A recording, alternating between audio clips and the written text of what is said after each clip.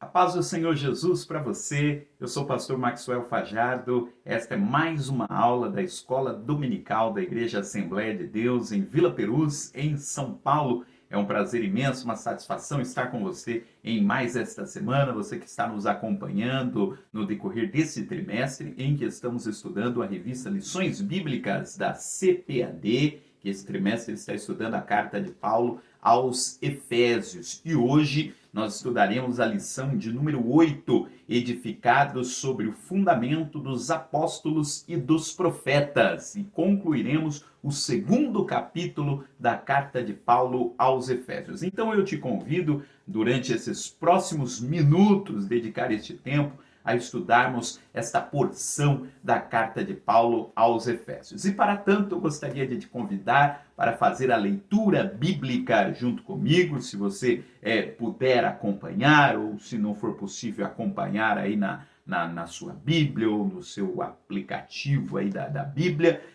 ouça essa leitura que está na carta de Paulo aos Efésios, capítulo 2, versículo 20 até o versículo 22. E depois iremos ler também Mateus, capítulo 7, versículo 24 ao versículo 27. São os dois trechos que faremos a leitura bíblica agora. Efésios, capítulo 2, versículo 20, diz o seguinte: edificados sobre o fundamento dos apóstolos e dos profetas, e de que Jesus Cristo é a principal pedra da esquina, no qual todo o edifício, bem ajustado, cresce para templo santo no Senhor, no qual também vós, juntamente, sois edificados para a morada de Deus no Espírito. Mateus, capítulo 7, versículo 24. Todo aquele, pois, que escuta estas minhas palavras e as pratica, assemelhá-lo-ei ao homem prudente que edificou a sua casa sobre a rocha. E desceu a chuva, e correram rios, e assopraram ventos, e combateram aquela casa, e não caiu, porque estava edificada sobre a rocha. E aquele que ouve estas minhas palavras, e as não cumpre, compará-lo-ei ao homem insensato, que edificou a sua casa sobre areia. E desceu a chuva, e correram rios, e assopraram ventos, e combateram aquela casa, e caiu, e foi grande a sua queda.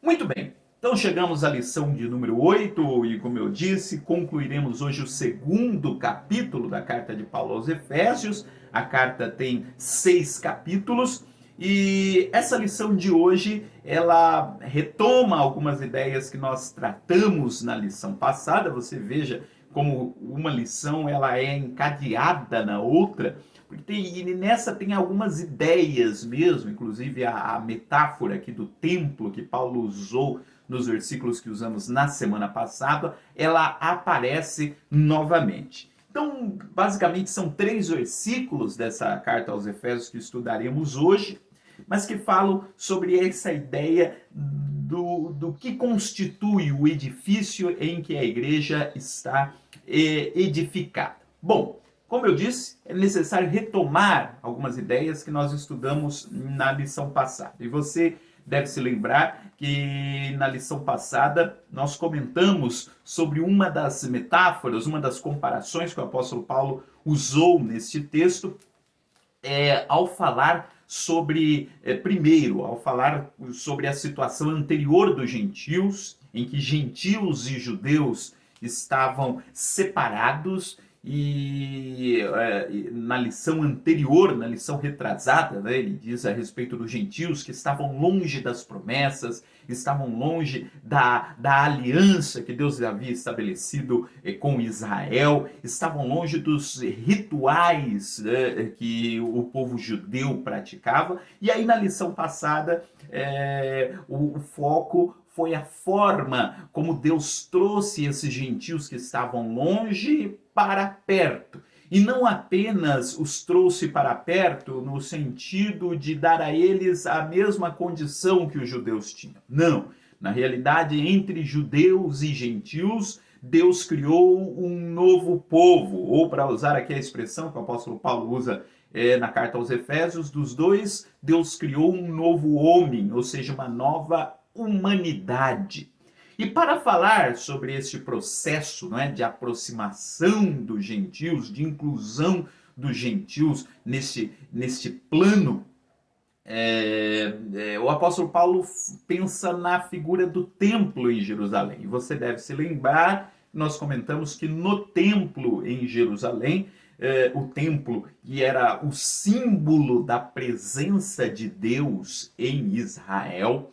Inclusive, se você ler o livro de Salmos, há vários salmos que falam sobre o templo, né? O templo representava a presença de Deus em Israel. Qual era o maior símbolo da presença de Deus na nação de Israel? O maior símbolo da presença de Deus na nação de Israel era o templo, onde estava a Arca da Aliança. Então, o templo era esse símbolo. Lembre-se lá, por exemplo, do Salmo 48.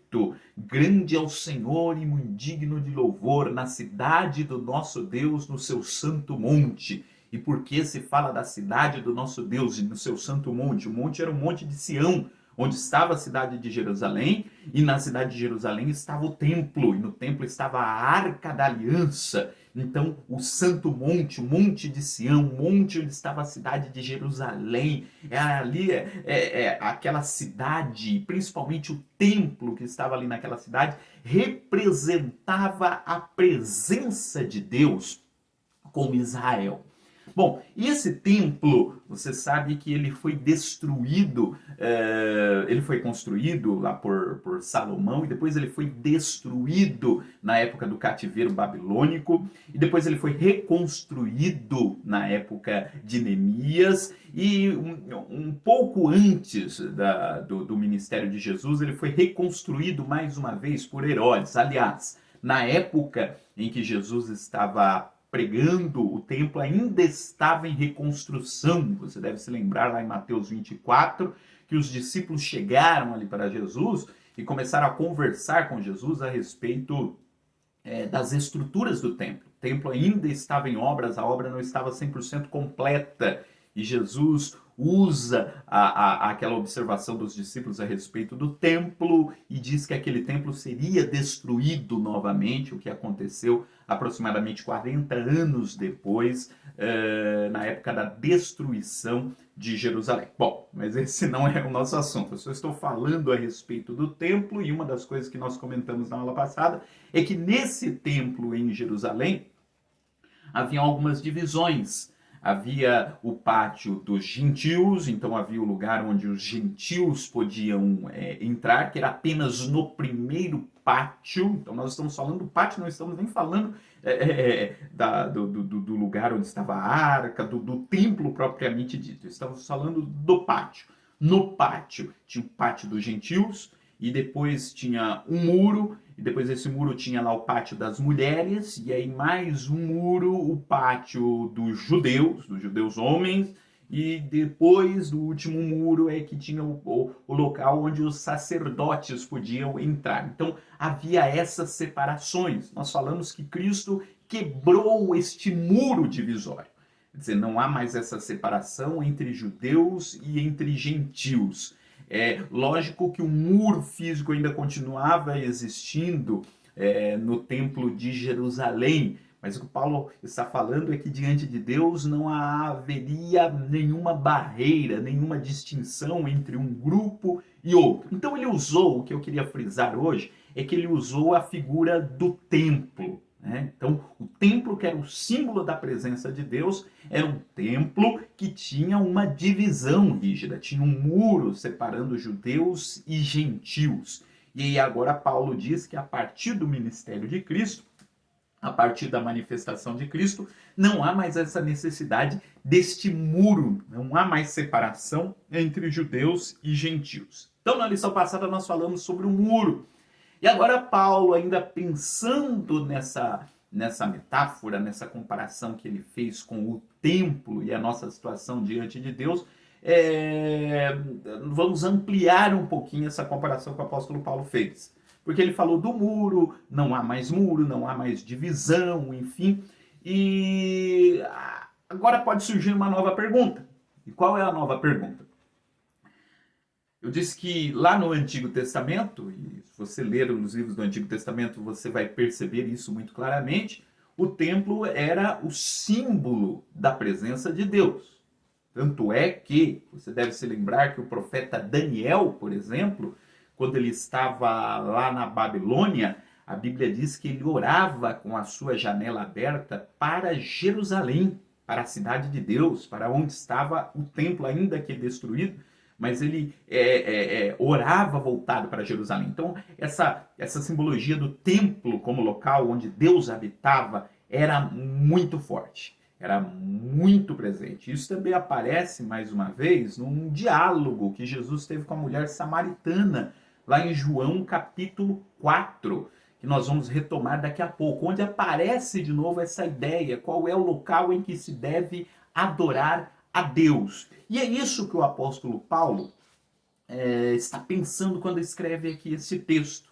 Se lá no Antigo Testamento o templo era o símbolo da presença de Deus, então havia um local geográfico escolhido que simbolizaria essa presença de Deus. Havia uma morada de Deus. Então, lá no Antigo Testamento, de fato, há essa ideia de que Deus mora no templo construído em Jerusalém. Não à toa, os judeus faziam caravanas para ir para este templo, e ao irem para esse templo cantavam, lá tinha o Cântico dos Degraus, que está lá no livro de Salmos, que é quando os peregrinos iam para Jerusalém cantando, porque tinha-se de fato essa ideia, Deus mora no templo em Jerusalém. E aí a pergunta que surge é o seguinte, agora Deus fez um novo povo, melhor, Deus fez um novo homem, uma nova humanidade, e onde será o local geográfico que marca a presença de Deus? Qual será o novo local de peregrinação dentro desse novo projeto que Deus revelou, que Deus manifestou? Novo projeto, nós já descobrimos qual é. Deus pegou de judeus e de gentios e fez um novo povo, um novo homem, uma nova humanidade. Qual será o local geográfico que simboliza a presença de Deus nesse novo povo, nessa nova humanidade que Deus criou? E aí o apóstolo Paulo diz, há também um novo templo. Da mesma forma como houve um novo povo, uma nova humanidade que Deus escolheu, tanto de judeus quanto de gentios, Deus também escolheu agora um novo templo para fazer a sua presença ser manifesta. Então, da mesma forma como lá no Antigo Testamento havia o templo que simbolizava a presença de Deus com o seu povo, também a partir do ministério de Jesus, também a partir da criação dessa nova humanidade, desse novo povo, há um templo. E aí a pergunta, onde é que fica este templo? Este templo fica na cidade de Jerusalém? E aí Paulo diria, não, ele não é mais o templo de Jerusalém. Então, onde é que fica este templo? E esses versículos que nós lemos, o apóstolo Paulo responde. Vou ler de novo, Efésios 2:20. Nós somos edificados sobre o fundamento dos apóstolos e dos profetas, de que Jesus Cristo é a principal pedra da esquina, no qual todo edifício bem ajustado cresce para templo santo no Senhor, no qual também vós juntamente sois edificados para a morada de Deus no Espírito. Agora, o templo, ele é um templo feito não mais por pedras, não é mais um templo físico. Ele é um templo que é construído com pessoas. Essa é a ideia que Paulo está trabalhando aqui em Efésios 2. Ele diz, olha, o templo agora o símbolo, o templo como símbolo da presença de Deus, não é mais um templo físico como o templo de Jerusalém. Ele é um templo construído por pessoas. E aí alguém poderia dizer, imagina o leitor lá da carta aos Efésios dizendo, mas como assim? Por pessoas. Lembre-se que lá em Éfeso tinha um grande templo de Diana dos Efésios, né? Então os irmãos aqui, antes de se converterem ao cristianismo, muitos deles tinham participado anteriormente do culto à deusa Diana dos Efésios, né? Então, da mesma forma como os judeus tinham essa referência do templo em Jerusalém, os irmãos aqui na outra religião que faziam parte antes tinham essa referência de templo, e agora Paulo diz, o templo agora é constituído por vocês. Então, o leitor aos Efésios imagina lendo a carta e perguntando, mas como assim, Paulo? O templo é feito por nós? Ele diz exatamente, vocês são as pedras do edifício que Deus está construindo. E aí eu retomo o que eu falei agora há pouco, do diálogo que Jesus teve com a mulher samaritana, lá em João capítulo 4, em que esse tema aparece também. Lá em João 4, Jesus conversando com a mulher samaritana, a mulher samaritana fez uma pergunta para Jesus. E ela disse, Senhor, vocês que são judeus, vocês dizem que o local de adoração é o templo em Jerusalém. E nós, samaritanos, nós acreditamos que a adoração é neste monte. Neste monte que ela está se referindo é o Monte Gerizim, porque os samaritanos, eles tinham um outro local de adoração. Eles não reconheciam o templo em Jerusalém como local de adoração, como local da morada de Deus. Para eles, o local da morada de Deus era o Monte Gerizim, que era um monte, inclusive, em que está lá no livro de Deuteronômio, né? Onde Deus abençoou o seu povo, né? Tinha o Monte Ebal e o Monte Gerizim, era o Monte da Bênção. Então, para os samaritanos, a morada de Deus era no Monte Gerizim, e para os judeus, a morada de Deus era o templo em Jerusalém. E ela tinha acabado de descobrir que estava ali diante de um profeta, né? Mais embaixo no texto ela vai descobrir que é o próprio Messias, mas até então, ela entendendo que estava diante de um profeta, que era Jesus, ela pergunta para ele, e aí, qual é o lugar certo? Quem está com a razão? Quem está com a razão? É os judeus ou são os samaritanos? E aí Jesus disse, olha, de fato a salvação vem dos judeus. Ou seja, de fato, o local que era a morada de Deus era o templo em Jerusalém. Mas agora mudou tudo.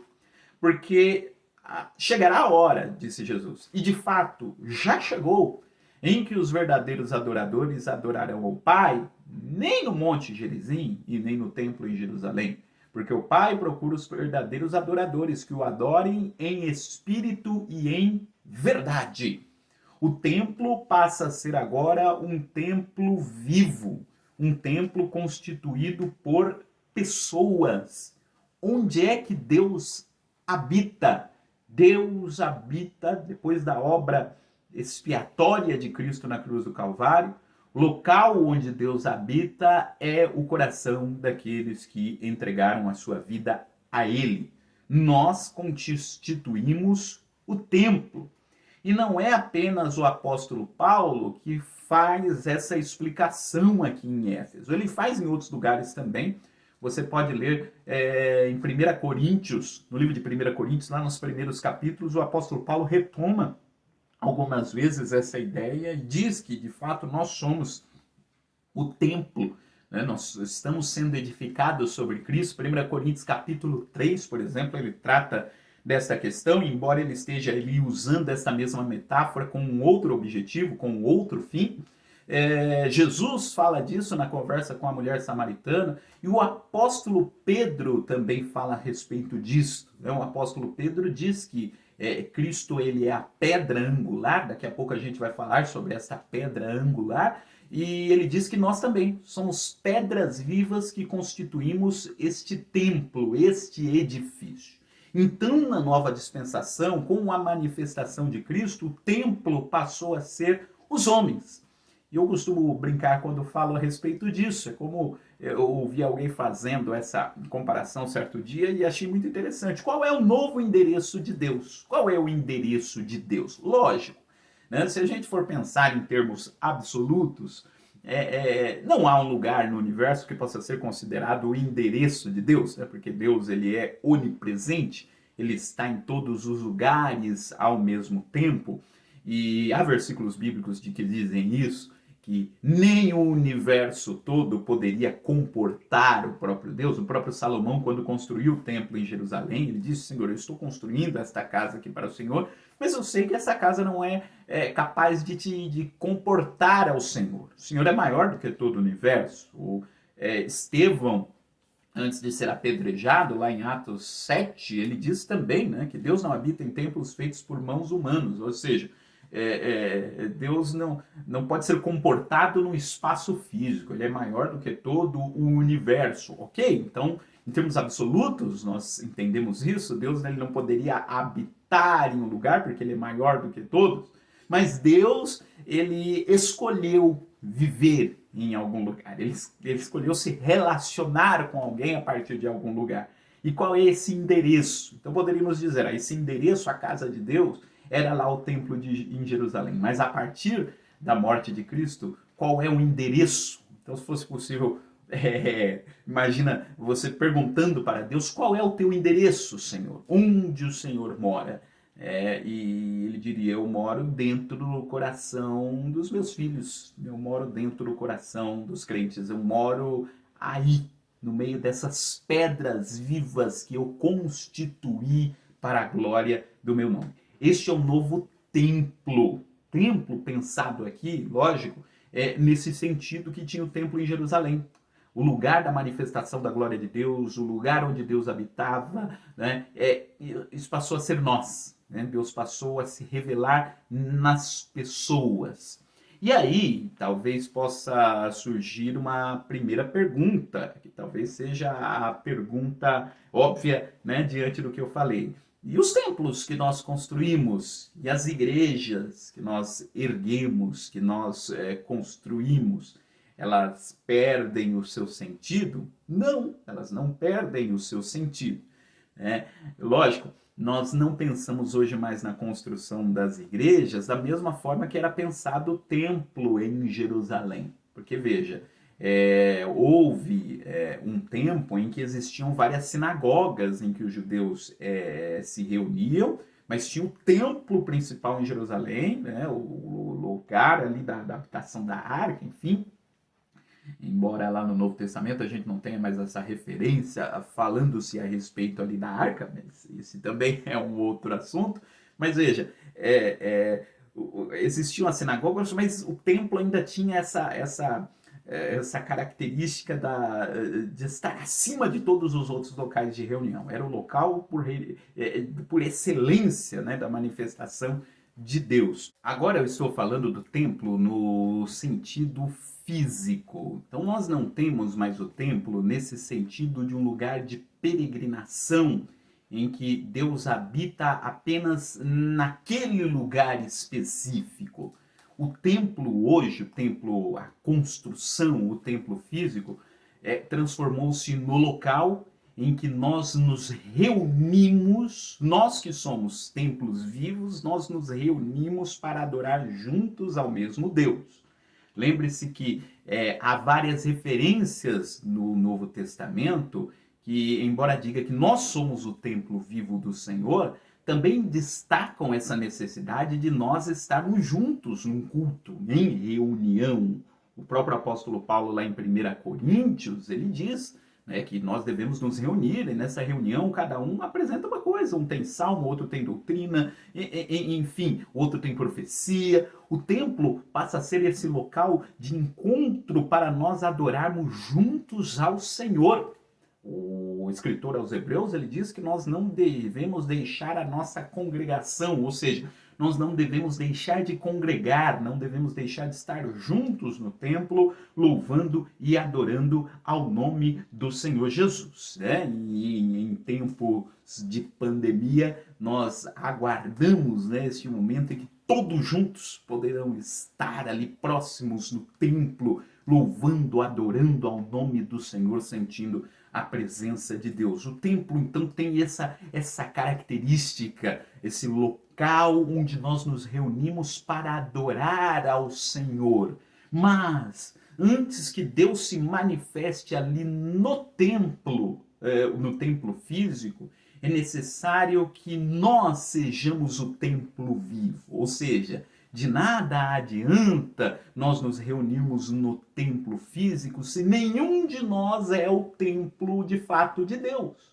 Se reunir no templo físico pessoas que não são o templo de Deus, Deus não estará presente naquela reunião. O que Jesus disse? Que onde estiverem 2 ou 3 reunidos em meu nome, ali estou eu no meio deles. Então no templo se reúnem várias pessoas em nome do Senhor. E por que Deus se manifesta? Porque há um templo vivo ali reunido. E aí Deus manifesta-se naquele local. Se reunirem pessoas, ainda que sejam no templo físico, mas sejam pessoas que não são de fato o templo do Espírito Santo, Deus não estará presente naquela reunião.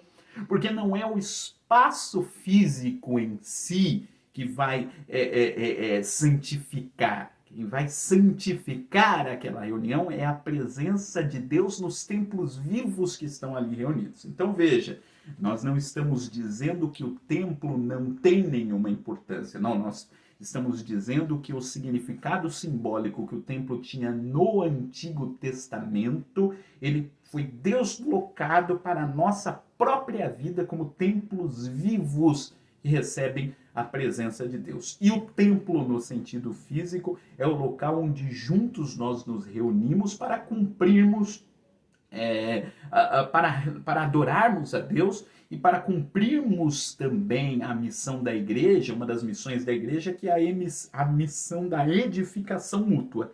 É no templo físico que nós nos reunimos, que nós nos edificamos, onde nós buscamos juntos a presença de Deus. Mas antes disso acontecer, nós também precisamos ser o templo vivo de Deus. E é essa metáfora que o apóstolo Paulo está usando aqui em Efésios 2. Então ele diz: irmãos, vocês são o templo de Deus. O Espírito Santo habita em vós. 1 Coríntios, capítulo 3, versículo 16, ele diz: não sabeis vós que sois o templo do Espírito Santo, que o Espírito Santo habita em vós? Então essa verdade, ela modifica por completo a nossa vida. Deus habita em mim. E se existia todo um cuidado com o templo lá no Antigo Testamento, porque era o local da morada de Deus, que cuidado deve haver conosco, com o nosso corpo, com a nossa vida, porque é através da nossa vida que Deus se manifestará ao mundo. Nós somos o templo onde Deus habita. Mas prosseguindo aqui na metáfora do apóstolo Paulo, então é maravilhoso entender como Deus estabeleceu esse projeto, né? Estabeleceu esse povo, a igreja.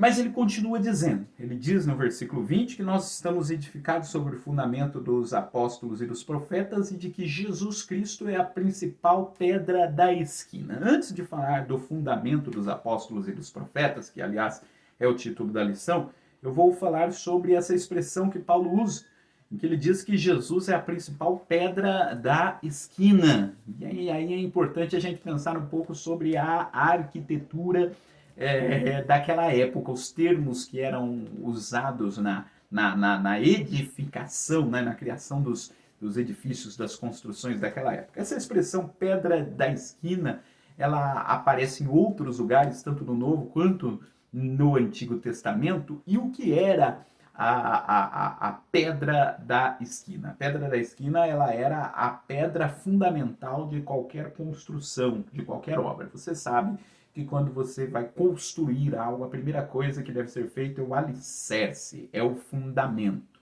E quando você ia fazer o alicerce, o fundamento, a primeira pedra que você colocava lá no alicerce, ela é chamada de pedra de esquina, ou pedra angular. E por que recebe esse nome de pedra da esquina? Porque fala de esquina, a gente lembra lá da esquina de casa, né, onde encontra duas ruas. O que tem a pedra a ver com isso? Por que era a pedra da esquina? Era a pedra que era colocada inicialmente no canto, né, do alicerce. Então veja, aqui imagine que nessa superfície você ia construir, fazer todo o alicerce. Você colocava a primeira pedra no canto de onde ia ser o alicerce, e essa pedra é que iria fornecer o ângulo para a parede que você ia construir aqui, e que ia fornecer o ângulo para outra parede que ia construir aqui, e, enfim, para todas as paredes daquele edifício. Ela era a pedra fundamental, por isso que era a pedra da esquina ou a pedra angular, porque era a pedra que ia dar o ângulo correto para todas as outras partes daquele edifício. Era a pedra principal, era a pedra. Então a pedra da esquina era a pedra principal de uma construção, era a primeira pedra Sem aquela pedra não era possível construir mais nada, porque era a pedra que iria guiar o ângulo de todas as outras partes daquela construção. Então você poderia ter uma construção magnífica, como era, por exemplo, o templo em Jerusalém. O templo em Jerusalém era uma obra muito grande. Herodes, quando reconstruiu o templo, ele queria impressionar os judeus e construiu algo grande. Até os discípulos, lá em Mateus 24, conversando com Jesus, destacaram isso, falaram: Senhor, olha como esse templo é grande. Veja, a construção poderia ser magnífica, poderia ser estupenda, mas tudo tinha começado a partir de uma pedra, que era a pedra da esquina, a pedra angular. Por mais que você tivesse uma parede enorme e você pudesse se admirar com o tamanho daquela parede, aquela parede só foi construída porque tinha uma pedra, que foi a pedra angular, que deu o rumo para todas as outras partes do edifício. E aqui Paulo está dizendo: irmãos, vocês são templo. Deus usou vocês como pedras vivas para fazer com que esse templo cresça. Porém, a pedra angular, ou seja, a pedra pela qual foi possível que todo o mais fosse construído, esta pedra é Cristo. Jesus é a pedra da esquina, Jesus é a pedra angular, ou seja, Jesus foi primeiro quem veio para estabelecer esse projeto da salvação, e a partir dele todas as outras peças foram sendo encaixadas. Ele, a pedra angular, tinha esse papel de fornecer o ângulo para todas as outras partes do edifício. Ele diz: Jesus é quem forneceu o ângulo para todos nós. Ele é a principal pedra. Então não adianta eu querer estabelecer algo por minha conta, não dá. Eu tenho que estabelecer sobre o fundamento que é Cristo. E lá no Antigo Testamento, lá no livro de Salmos, diz que Jesus ele é a pedra que foi rejeitada pelos construtores. Quem são os construtores nesse caso? Os líderes religiosos.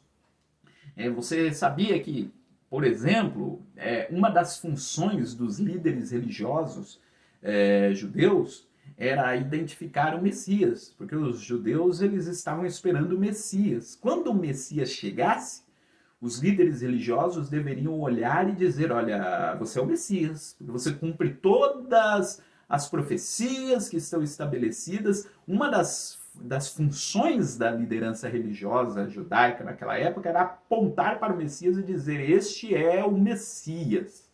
No entanto, quando o Messias apareceu, quando o Messias veio, eles rejeitaram o Messias. E aí já existia uma profecia lá no livro de Salmos que dizia isso. Foi a pedra, Jesus é a pedra, que foi rejeitada pelos construtores. Quem devia dizer: essa é a pedra de esquina, ele rejeitou a pedra. E o que se tornou essa pedra? Então diz que para eles essa pedra foi uma pedra de escândalo, uma pedra de tropeço. Eles tiraram a pedra do caminho, a pedra que é Cristo, e tropeçaram nela. E aí, a Pedro explicando, usando de novo essa metáfora do templo, da pedra, ele diz: foi uma pedra rejeitada por eles, mas Deus a tornou a pedra da esquina do novo templo que ele passou a construir, um templo feito com pedras vivas, o templo feito com os cristãos. Então veja, essa é a ideia, né? Jesus como a pedra angular, Jesus como a pedra da esquina, Jesus como o fundamento de tudo aquilo que virá depois. Ele é a base de todo este edifício. E ele continua dizendo, né, que nós fomos edificados sobre o fundamento dos apóstolos e dos profetas, de que Jesus Cristo é a principal pedra da esquina. E por que ele fala aqui? Fundamento dos apóstolos e dos profetas. Veja, ele não está falando especificamente da pessoa dos apóstolos, mas ele está dizendo muito mais sobre aquilo que os apóstolos pregavam.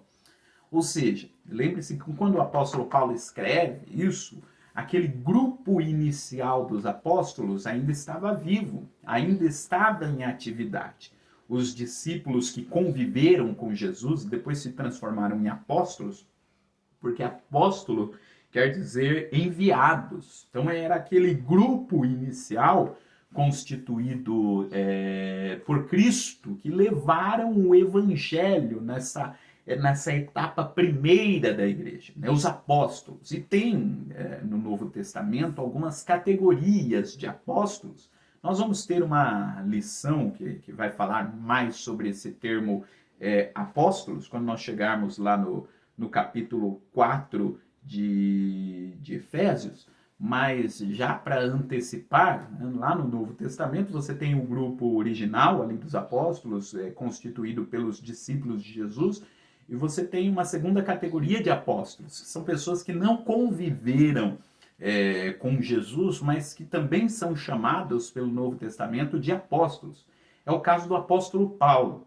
Muito embora Paulo não tivesse convivido com Jesus, ele teve ali um encontro particular com Cristo, ele viu Cristo e ele podia dizer, olha, eu posso ser chamado de apóstolo porque eu vi Jesus lá no caminho de Damasco, e tem outros, que eu acabei dizendo, que não conviveram com Jesus, né? Na realidade o correto seria dizer, né? Esse segundo grupo não fazia parte daquele grupo inicial dos 12 discípulos. Então tem uma primeira categoria de apóstolos, que são o grupo dos discípulos de Jesus, que foram chamados de apóstolos. Depois tem uma segunda categoria, que não faz parte daquele grupo inicial, né, dos 12, mas que o Novo Testamento também chama de apóstolo.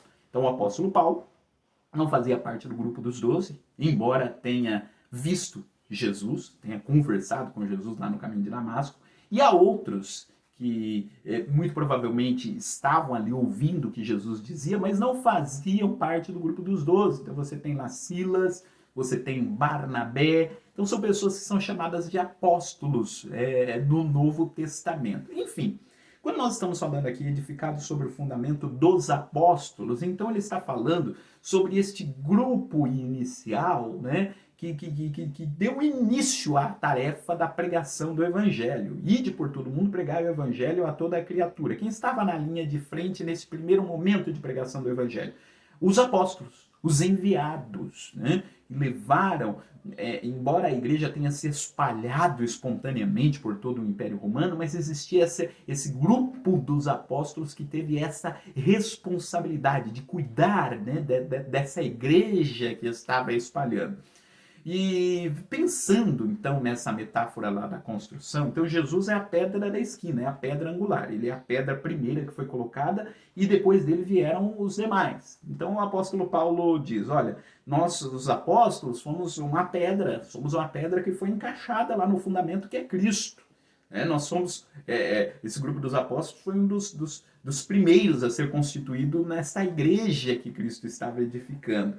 Ele diz, e nós estamos em Cristo. Né? Quando ele diz o fundamento dos apóstolos e dos profetas, ele está dizendo justamente disso.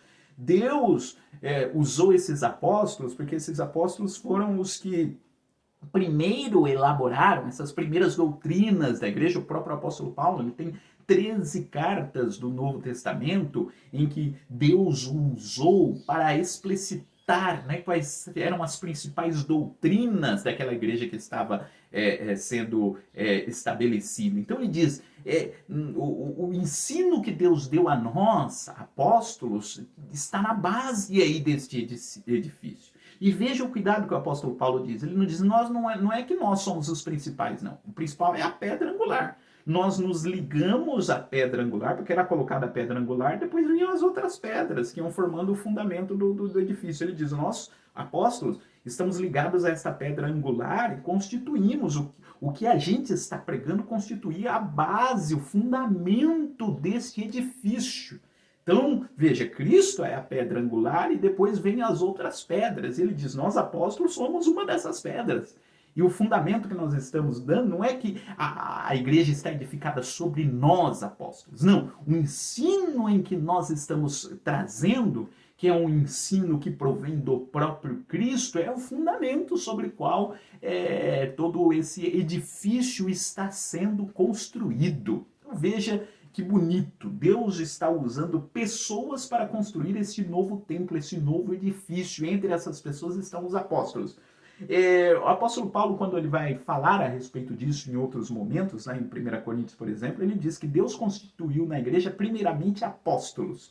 Não me lembro agora o versículo exato, mas há esse versículo lá no livro de 1 Coríntios. Deus constituiu na sua igreja primeiramente apóstolos. Por que primeiramente apóstolos? Os apóstolos são os primeiros que vieram. Quando começa o trabalho de expansão da igreja, quem é que veio primeiro? Quais foram os dons que foram utilizados primeiro? Foram os apóstolos. Então Deus constituiu primeiramente apóstolos. E depois? Depois profetas.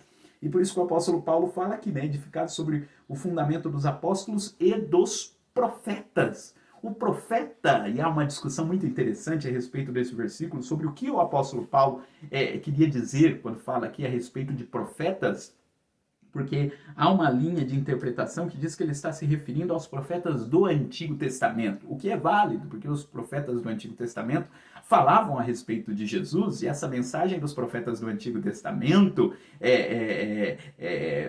falando a respeito de Jesus, ela é válida para a igreja hoje. Mas é bem provável que o apóstolo Paulo, ao falar aqui apóstolos e profetas, ele esteja falando justamente sobre os profetas do Novo Testamento.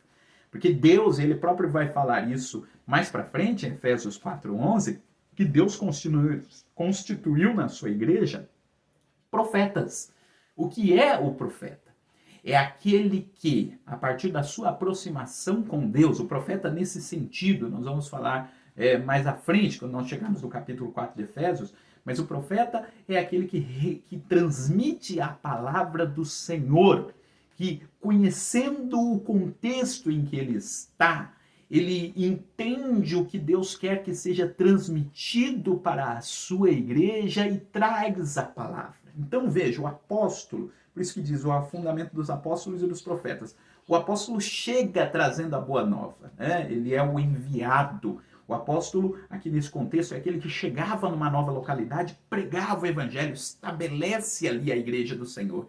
E depois vem o profeta, que é aquele que vai transmitir a palavra de Deus para que a igreja naquela localidade comece a se estruturar.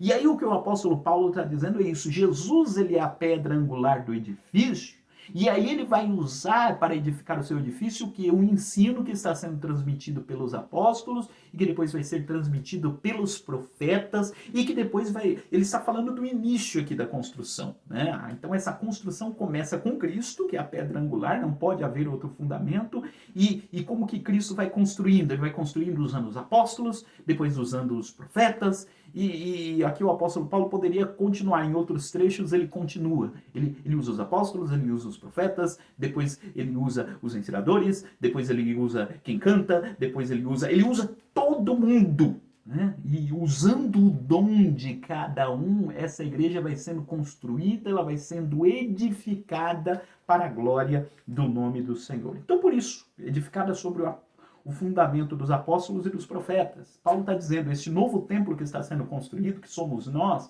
ele tem uma base. Essa base é o que nós estamos pregando. Essa base é o que os profetas estão pregando nas igrejas. É as mensagens que os profetas estão entregando da parte de Deus. É aquilo que nós, como apóstolos, estamos transmitindo. Esta é a base deste novo templo constituído por pedras vivas que está sendo construído, está sendo edificado para a glória do nome do Senhor. Mas prosseguindo, versículo 21, no qual todo o edifício, bem ajustado, cresce para templo santo no Senhor. Eu acho muito bonita essa expressão, no qual todo o edifício, bem ajustado. Então veja, se ele está dizendo que nós somos pedras vivas, né, que formamos este novo templo do Senhor, ele diz que nós devemos estar bem ajustados uns aos outros. Esse templo, ele deve ser unido, essas pedras devem ser unidas, devem ser ajustadas com base na pregação que está sendo transmitida por meio dos apóstolos e dos profetas. E ele diz que à medida que nós vamos estando bem ajustados, esse templo vai crescendo para a glória do Senhor. Trocando em miúdos, se o reino de Deus ele cresce, a igreja do Senhor cresce, se estabelece, a partir do momento que cada um de nós compreende qual é a nossa posição dentro desse templo, dentro deste corpo de Cristo, e a exerce pensando não apenas em nós mesmos, mas pensando nas outras pedras vivas, nos outros irmãos que também fazem parte deste edifício. Quando nós vamos nos ajustando uns aos outros, o templo vai crescendo, vai sendo edificado, vai sendo construído. Esse ajuste entre as diferentes pedras do edifício é fundamental para que o edifício como um todo seja construído. Ou seja, nós somos a igreja, o templo do Senhor, mas nós não somos o templo do Senhor sozinho. Nós somos a partir do momento que estamos conectados uns aos outros, ou seja, eu sou uma pedra viva, diz aqui o texto bíblico, quando eu me conecto a outra pedra viva, isso vai formando o templo. Então é necessário haver este encontro, é necessário que haja esse ajuste, essa expressão que o apóstolo Paulo usa nesse texto, o templo bem ajustado, uma pedra viva ajustada a outra pedra viva. E como que uma se ajusta? E aí, de novo, como é que o alicerce era construído naquela época? Com base na pedra angular. Como é que eu ia saber que uma parede... Então imagina que o construtor naquela época estava lá erguendo o edifício, e aí ele estava lá construindo uma parede, e ao construir aquela parede ele ficou com dúvida. Como eu sei que essa pedra que eu acabei de colocar aqui nessa parede, ela está bem ajustada, ela está certa. Então ele faria lá os seus cálculos e veria se ela está de acordo com o ângulo que foi estabelecido lá na pedra angular. Se está de acordo com o ângulo lá da pedra angular, então essa pedra está bem ajustada. Então esse pensamento continua valendo conosco. Como eu sei que eu estou bem ajustado ao corpo de Cristo? E aí o construtor olharia para mim e falaria, você está de acordo com a pedra angular? Você está dentro do ângulo que foi estabelecido lá pela pedra angular? Se está, você está bem ajustado. Se não, é necessário que você se ajuste para que as outras pedras também possam ser ajustadas e o templo possa crescer para a glória do Senhor. Então foi para isso que o Senhor nos edificou, né? Nós fomos edificados juntos para a morada de Deus no Espírito. 21 de novo, no qual todo edifício bem ajustado cresce para templo santo do Senhor. Então Deus escolheu habitar entre nós. Deus escolheu habitar no meio do seu povo. Deus escolheu nos edificar. E nesse ajuste que há entre nós, a glória do Senhor vai sendo manifesta nas nossas vidas e este novo templo vai crescendo para a morada do Senhor. E eu termino frisando isso. Ele diz que nós passamos a ser a morada do Senhor. Onde é que Deus mora?